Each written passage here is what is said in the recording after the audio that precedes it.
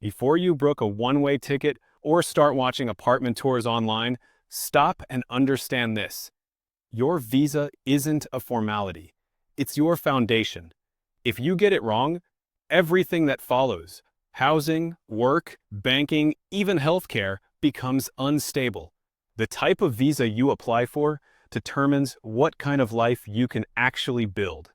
Let's start with the three most common paths: digital nomad, retirement, and investment visas. Digital nomad visas are designed for remote workers, freelancers, business owners, or employees earning income from abroad.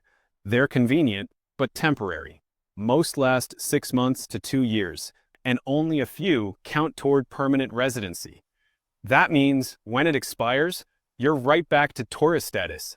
Countries like Portugal, Spain, and Costa Rica have popular digital nomad programs, but the income thresholds are climbing.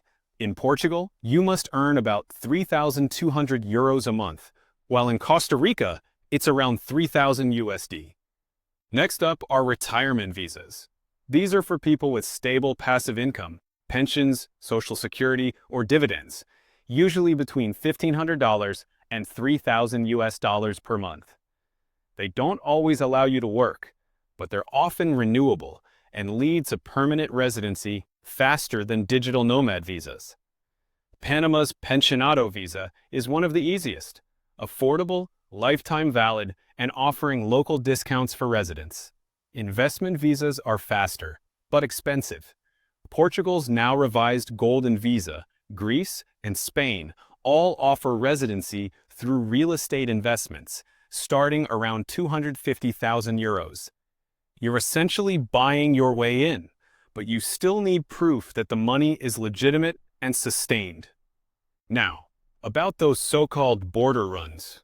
In the past, travelers left a country briefly to renew a tourist visa, say, a weekend in Guatemala before re-entering Mexico. Today, that loophole is closing. Immigration systems are digital now. Repeated exits and entries can trigger flags or even bans. Here's the real timeline most people never mention.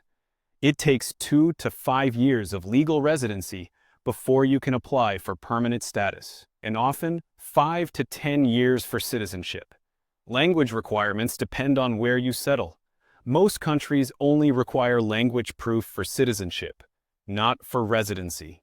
But a few, like France and Germany, ask for basic proficiency, A2 level when you apply for permanent residency, and intermediate, B1, for citizenship. Portugal and Spain test language only for citizenship, while Mexico, Panama, and Costa Rica don't require any Spanish to live there legally, though it will make your life exponentially easier. Residency renewals are often tied to your financial footprint. Countries favor residents who pay taxes or own property because it signals commitment. Renters qualify too, but you'll need official long-term leases, not Airbnb receipts. So before you fall in love with the dream of living abroad, research what your visa actually allows. Because it's not just a stamp in your passport, it's your ticket to stability, belonging, and freedom. Let's be honest, when people dream of moving abroad, they rarely picture themselves filling out tax forms. But taxes are where most expats get blindsided. To put it more bluntly, you can leave America, but America won't leave your bank account. If you're a US citizen, here's the reality. You are taxed on your worldwide income, no matter where you live. You can live in Bali, Lisbon, or Nairobi. The IRS still expects you to file every year. This is because the US is one of only 2 countries in the world, along with Eritrea, that taxes based on citizenship, not residency. This rule falls under a law called FATCA, the Foreign Account Tax Compliance Act. FATCA requires every American abroad to report foreign bank accounts and assets once they exceed $10,000 USD total. Banks in over 100 countries are legally required to share your financial information with the IRS. If you don't report it, penalties can reach tens of thousands of dollars, even if you don't owe any tax. Now the good news. You can avoid double taxation, but not automatically. The Foreign Earned Income Exclusion, FEIE, allows Americans working abroad to exclude about $126,500 USD of income as of 2024 from U.S. taxes, but only if you meet strict residency tests. You must either spend 330 days out of 365 outside the U.S., or prove you have a permanent home in another country. Beyond that, double taxation treaties help, but they don't cover everything. Countries like Portugal, France, Germany, Canada, and the UK have strong treaties with the US, meaning you won't pay tax twice on the same income. But others, like Panama, Mexico, Costa Rica, and most of Africa, do not. In those countries, you might owe local taxes and US taxes, depending on how your income is structured. Now, let's tackle a myth, the idea of zero-tax countries. Yes, nations like the United Arab Emirates, Bermuda, or Monaco don't charge personal income tax, but they make up for it through consumption taxes, import duties, and hidden fees that raise the cost of living. In Dubai, for example, you won't pay income tax, but your rent, utilities, and mandatory health insurance can exceed what you'd pay back home. And if you ever decide to fully cut ties with the US, renouncing citizenship isn't as simple as handing over your passport. The IRS imposes an exit tax on anyone with over $2 million USD in net worth, or who fails to certify 5 years of clean tax returns. That tax treats your assets as if they were sold the day before you renounce, and you're taxed on the imaginary profit. For entrepreneurs or freelancers, it gets even trickier. Even if your business operates abroad, the IRS can still classify it as a controlled foreign corporation, CFC, which means more paperwork and possible US taxation. You may also need to register your business locally to comply with that country's laws. For example, in Mexico, freelancers must register with the SAT tax authority to issue legal invoices. In Portugal, digital nomads must register as self-employed and pay into the local social security system if they stay long-term. The takeaway? Moving abroad doesn't mean escaping taxes. It means understanding how to stay compliant in 2 systems at once. The smartest expats hire a cross-border tax specialist, not just a domestic accountant, to structure income legally and protect every dollar you've earned. Because the freedom to live anywhere doesn't matter if a tax mistake follows you everywhere. When you're planning a move abroad, healthcare isn't optional. It's your lifeline, and every government knows that. Before granting long-term residency, most countries want proof that you can cover your medical costs, not because they're heartless, but because their public systems are built to carry non-citizens. Let's start with the facts.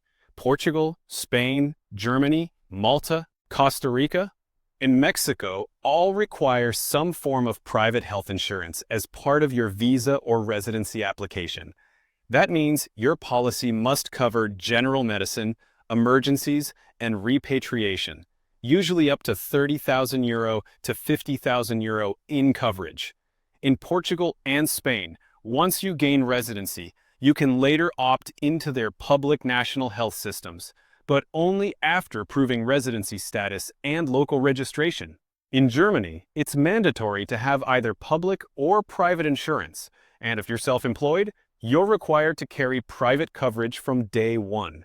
Malta enforces full coverage health insurance before granting any long-stay permit. In Costa Rica, proof of enrollment in the national healthcare system, Caja Costarricense de Seguro Social, is mandatory to maintain residency.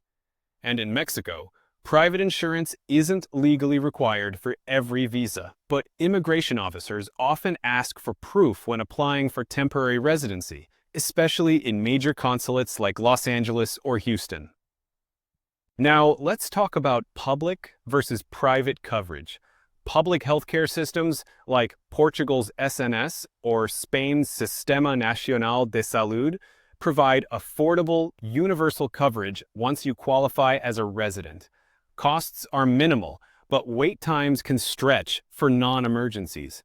Private healthcare, on the other hand, gives you immediate access to English-speaking doctors and shorter wait times at a fraction of US prices. Here's an example. A doctor visit in Mexico or Portugal costs around $40 to $60 USD, while a full emergency room visit may range from $100 to $200. Comprehensive private insurance runs between $900 and $1,500 USD per year for most adults. One critical point Americans often miss: US Medicare does not cover you outside the United States. Unless you're on a cruise that stops briefly in a US port, Medicare simply doesn't apply abroad. That means if you're retired or planning a long stay, you need either international medical insurance or local national coverage. And there's one more layer that most relocation videos skip entirely: medical evacuation. If you experience a life-threatening injury or illness, getting flown home or to another country for care can cost anywhere from $25,000 to $100,000 USD, depending on distance and condition. That's why most expats buy medical evacuation insurance, even if it's just a low-cost annual policy. Companies like Cigna Global, Allianz, or Safety Wing all offer evacuation coverage as part of their plans, and it's a small price for peace of mind. Finally, before you pack your prescriptions, check if your medications are legal in your new country. Certain controlled substances in the US, like Adderall, pain medications, or anxiety drugs, are illegal or restricted in many nations. For example, Japan, Singapore, and even Mexico have strict limits on amphetamines and narcotics. Always check with the destination country's Ministry of Health or embassy website, and carry prescriptions in original bottles, with your doctor's letter translated if possible. The bottom line? Moving abroad means taking control of your health in a new system. The best strategy is a layered one: private coverage for flexibility, public coverage once eligible, and evacuation insurance as backup. Because when you're living thousands of miles from home, the one thing you can't afford to outsource is your well-being. When you move abroad, the biggest challenge isn't always paperwork or rent, it's people. Culture shock is real, and it doesn't hit all at once. It comes in stages. The first stage is the honeymoon phase. You've just arrived. Everything feels new. The food, the music, the light. You're soaking it all in, amazed at how friendly everyone seems. This is when you post the most photos, make big plans, and tell everyone, "I could live here forever." Then comes frustration. This is the hard part. When the novelty wears off and small things start to feel personal. The Wi-Fi cuts out mid-call. You spend 3 hours at the bank and leave without results. You realize you can't express yourself fully in the local language. This stage can last months, and it's when many expats pack up and leave. If you push through that, you reach adjustment. You stop comparing everything to back home and start figuring out how to make things work where you are. You understand that dinner reservations might be suggestions, not guarantees. Or that mañana in Latin America literally means tomorrow, but socially it can mean not today. In Africa, people might say African time, not as disrespect, but as a reminder that relationships matter more than schedules. Finally, comes adaptation.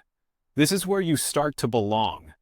You learn which taxi drivers are honest, which vendors give fair prices, and how to navigate the bureaucracy without losing your mind. You're no longer an outsider observing. You're a participant. Now, let's talk about something rarely discussed in relocation videos: racial dynamics and dating norms. In Europe and Latin America, the racial experience shifts. You're often seen first as American, not Black, until people's curiosity surfaces. That curiosity can feel flattering or uncomfortable, depending on context. In some African countries, the opposite happens. You're Black, but American Black. You're both familiar and foreign. Dating norms also differ. In Latin America, public affection is common, gender roles can be traditional, and conversations are more direct. In parts of Africa and Asia, modesty, family approval, and social status still carry weight. Understanding these differences early prevents confusion and protects your peace. Daily life also changes. Noise, food, pace, space, and privacy all mean different things abroad. In Europe, apartments are smaller, walls thinner, and air conditioning not guaranteed. In Africa or Latin America, street vendors and music might fill your neighborhood from dawn until night. Privacy is rare in community-centered cultures, but connection comes easier. You'll also notice how bureaucracy moves slower. In many developing regions, patience is a survival skill. Officials may ask for the same form 3 times, or offices close without notice. You'll learn that frustration only delays progress. Calm, polite persistence gets more done. The smartest thing you can do before you land? Build community early. Join expat Facebook groups, WhatsApp chats, and local meetups before you arrive. There are groups like Blacksit Global, Brothers and Sisters in Merida, and Black Expats in Africa where members share visa tips, job leads, and housing contacts. If you reach out ahead of time, you won't feel alone when you step off the plane. The takeaway? Culture shock isn't failure. It's the price of transformation. And once you adapt, life abroad won't just feel easier. It'll feel richer, slower, and more fulfilling. And more human. Here's the truth. Most people who move abroad don't fail because of visas or culture. They fail because of logistics. These are the details no one wants to think about until they're already stuck. Let's start with a big one, importing your car. It sounds simple. You ship your vehicle, pay customs, and drive off into your new life. But import duties can hit like a sledgehammer. In South Africa, for example, import duties, VAT, value-added tax, and environmental taxes can total up to 100% of your car's value. In Panama, you'll pay between 60 and 80%, depending on the age and engine size. Ghana, Kenya, and Costa Rica all impose steep taxes to protect local auto industries. The result? It's often cheaper to sell your car at home and buy locally once you arrive. Even if you can afford import costs, remember, parts, repairs, and right-hand versus left-hand driving rules may make your car impractical. In countries like the UK, South Africa, and many African nations, cars drive on the left. If you're moving from the US, that means retraining your instincts and possibly taking local driving lessons before getting on the road. Now, let's talk about something close to the heart, traveling with pets, because I love mine and I'm sure you love yours as well. Each country has its own rules, and ignoring them can lead to heartbreak at the airport. Most nations require proof of rabies vaccination within 12 months, and some, like Australia, New Zealand, Japan, and the UK, also demand rabies antibody titer tests, showing the vaccine actually worked. Your pet will need a microchip, an international health certificate, and sometimes quarantine. Australia's quarantine period can last up to 10 days, even for healthy pets. Airlines also charge anywhere from $200 to $1,000 USD, depending on size and distance. And here's the kicker. Some countries don't allow certain breeds at all, especially restricted dogs like pit bulls or Staffordshire Terriers. Always check with both your destination's Ministry of Agriculture and your airline well in advance. If you're a parent, there's another major issue: schooling and remote work. For kids, not every international or homeschooling program is recognized by local authorities. In Germany and Sweden, homeschooling is largely illegal. Children must attend accredited schools. In contrast, Portugal, Mexico, and Panama allow homeschooling as long as parents can prove academic progress or use online accredited systems like Cognia or Cambridge International. For adults, remember this: working online is not always legal on a tourist visa. Some countries are cracking down on silent workers who enter as tourists but earn foreign income. If you plan to work remotely, always confirm whether your visa allows it. In Mexico, for example, digital work isn't formally recognized under tourist status. You may need a temporary resident visa with income proof, In Thailand, digital nomads are now required to hold specific long-stay or business visas tied to tax registration. Next, banking and money transfers. Opening a bank account abroad as a non-resident can be a challenge because of FATCA and anti-money laundering laws. In Portugal and Spain, most banks require a tax identification number, NIF or NIE, and proof of address before you can open an account. In Mexico, you can open one with a temporary resident card, but not on a tourist visa. And in Panama, new anti-laundering regulations have made account openings far stricter. You'll need reference letters, passport copies, and proof of income. When it comes to transferring money, services like Wise, Revolut, and Remitly often beat traditional banks, offering mid-market exchange rates and no hidden conversion fees. Still, always maintain at least 2 separate accounts, one in your home country and one locally, to manage emergencies or currency controls. Some countries like Argentina and Nigeria limit withdrawals or enforce exchange rate caps that can trap your funds. Finally, let's cover housing. Scams are common in expat-heavy markets. Fake listings appear daily on Facebook Marketplace or Craigslist, where landlords request deposits before you've even seen the property. Never send money before visiting in person or through a verified agent. Renting short-term through legitimate platforms like Airbnb or Booking.com for your first month gives you breathing room. Once you're settled, look for long-term housing through registered estate agents. In most countries, agents are licensed and their fees are regulated, typically 1 month's rent. As for buying property, laws differ sharply. In Mexico, foreigners can buy property anywhere, but within 50 kilometers of the coast or 100 kilometers of the border, you must buy through a fideicomiso, a bank trust that grants ownership rights. In Panama, foreigners can buy almost anywhere except island reserves and border zones. And in ports of Africa, like Ghana or Kenya, freehold land is restricted. Foreigners often lease for 50 to 99 years instead.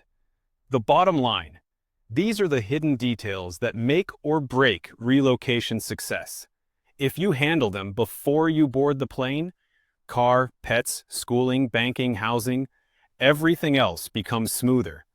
Because moving abroad isn't just about crossing borders, it's about rebuilding structure, one system at a time. If you're seriously thinking about life outside the US, subscribe. We explore what that really looks like every week. I'll see you in the next video.